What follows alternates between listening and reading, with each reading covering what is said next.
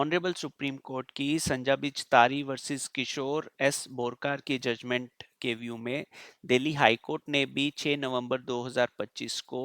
अपनी practice guidelines issue कर दी। ये practice guideline they are exactly in sync with the guidelines of the Honorable Supreme Court. In fact, they are reiterating the guidelines of the Honorable Supreme Court. One of the practice direction in this notice is there shall be no requirement to issue notice to the accused in terms of section 223 of the BNSS. मतलब lemon terms में अगर हम बात करें, जिस दिन complaint learned trial court के पास admission के लिए लिस्ट होगी तो लर्नेड ट्रायल कोर्ट को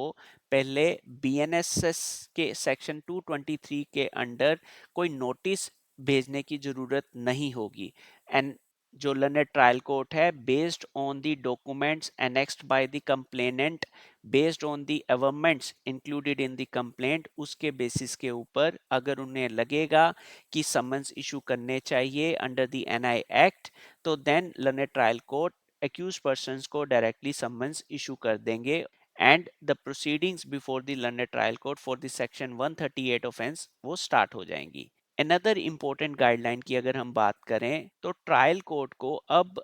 कोजेंट एंड सफिशिएंट रीजंस देने पड़ेंगे from summary to summons trial में कन्वर्ट करने की। बेसिक एग्जांपल मैं देता हूं। टिपिकली जिस दिन accused person first time appear होता है लर्नेड ट्रायल कोर्ट में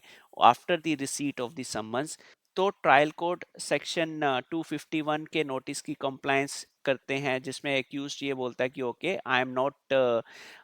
pleading guilty and I am claiming trial for the offence. फिर उसके बाद एक्यूज पर्सन को सेक्शन 294 की प्रोसीडिंग्स के इन रिलेशन में एडमिशन डिनायल देखा जाता है और देखा जाता है कि अब बैंक के जो विटनेसेस कंप्लेनेंट ने डाले हैं उनकी रिक्वायरमेंट है उनको विटनेस बॉक्स में डालने के लिए based on the output from the accused person. And thirdly,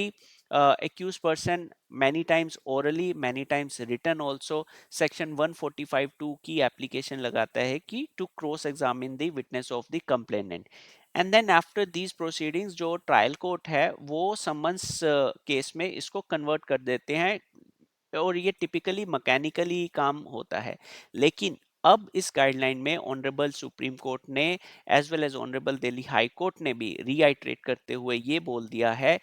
कि लर्नेड ट्रायल कोर्ट को cogent and sufficient reasons provide करने पड़ेंगे अपने ऑर्डर में why they have converted a summary trial of NI proceedings into a summon trials.